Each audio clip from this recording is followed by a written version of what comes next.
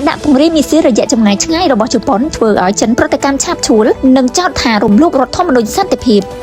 ក្នុងសប្តាហ៍នេះពិភពលោកបានសម្លឹងមើលទៅកាន់អាស៊ីបូព៌ាដោយការយកចិត្តទុកដាក់បំផុតនៅពេលដែលជប៉ុនបានធ្វើការសម្រេចចិត្តជាយុទ្ធសាស្ត្រដ៏ធំមួយគឺការដាក់ពង្រាយមីស៊ីលរយៈចម្ងាយឆ្ងាយដែលអាចបាញ់ដល់ដីគោករបស់ប្រទេសចិនព្រឹត្តិការណ៍នេះមិនត្រឹមតែជាការបន្ថែមសភាវុធធម្មតានោះទេប៉ុន្តែវាជាការផ្លាស់ប្ដូរទំព័រប្រវត្តិសាស្ត្រការពារជាតិរបស់ជប៉ុនផងដែររដ្ឋាភិបាលជប៉ុនបានដាក់ពង្រាយមីស៊ីលប្រភេទ25នៅមូលដ្ឋានទ័ពខេត្តគឺម៉ាម៉ូតូនិងស៊ីស៊ូអូកាកាលពីថ្ងៃទី31ខែមីនាកន្លងទៅនេះអ្វីដែលធ្វើឲ្យប៉េកាំងមានការភ្ញាក់ផ្អើលបំផុតនោះគឺមីស៊ីលនេះមានសមត្ថភាពអាចបាញ់ឆ្ងាយរហូតដល់ 1000 គីឡូម៉ែត្រដែលមានន័យថាមូលដ្ឋានទ័ពជើងទឹកនិងតំបន់ឆ្នេរសមុទ្រសំខាន់ៗរបស់ចិនឥឡូវនេះស្ថិតក្នុងរង្វង់គោលដៅរបស់ជប៉ុនវាគឺជាការផ្លាស់ប្ដូរពីការការពារអកម្មរបស់ជប៉ុនមកជាសមត្ថភាពវាយបកដែលអនុញ្ញាតឲ្យជប៉ុនវាយប្រហារទីតាំងសត្រូវមុនពេលមីស៊ីលសត្រូវបាញ់មកដល់ដីជប៉ុន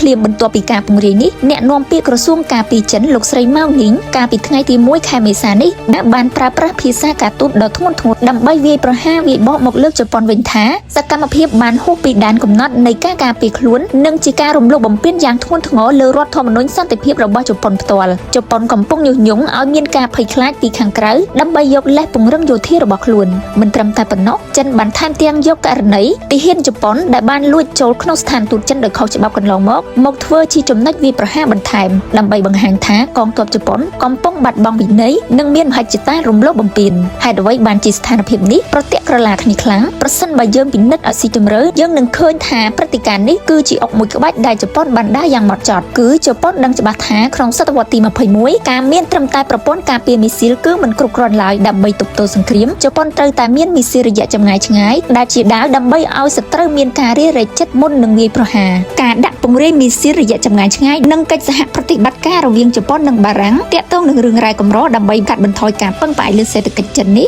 បង្ហាញថាជប៉ុនកំពុងពង្រឹងខ្លួនទាំងសេដ្ឋកិច្ចនិងយោធាក្នុងពេលតែមួយដើម្បីឈរជើងជាមហាអំណាចឯករាជ្យចំពោះការដែលចិនលើកឡើងរឿងរដ្ឋធម្មនុញ្ញគឺជាការព្យាយាមប្រើប្រាស់មតិសាធារណៈក្នុងស្រុករបស់ជប៉ុនមកសង្កត់រដ្ឋាភិបាលជប៉ុនចិនចង់ឲ្យប្រជាជនជប៉ុនបារម្ភថារដ្ឋាភិបាលខ្លួនឯងកំពុងនាំប្រទេសទៅរកសង្គ្រាមក្នុងបំណងបង្អាក់ល្បឿននៃការបង្កើនឥទ្ធិពលយោធាការពង្រាយមីស៊ីលនៅខេត្តគឺម៉ាម៉ូតូមិនមែនគ្រាន់តែជាការការពារខេត្តមួយប៉ុណ្ណោះទេប៉ុន្តែវាគឺជាការការពារខ្សែច្រវាក់កោះទី1ដែលជាចំណុចនៃសន្តិសុខអាស៊ី